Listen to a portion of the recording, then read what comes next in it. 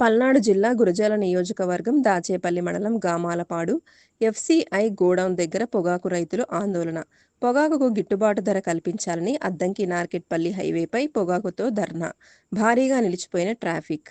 అంటే ఇక్కడ గోడౌన్లో ఎంప్లాయీస్ ఇట్లాంటి మాకేం తెలుసు తీసుకురామంటున్నారు. వచ్చినాక కొంటల్లా అది ప్రాబ్లం. కొంటల్లా మనం తగ్గట్టు మళ్ళీ ఆగిపోయిన చెక్కులు మళ్ళీ వీళ్ళు ఇక్కడ కొన్ని కాటేస్తున్నారు. అది 18,500 రేట్ ఇచ్చినావు. 18,500 రేట్ ఏమంటా మేము. మాకు ఇంటికి పోకుండా చెక్కు ఏదో రేట్ అయ్యి 2,000 వేస్తావు, 3,000 వేస్తావు, 4,000 వేస్తావు, 5,000 వేస్తావు.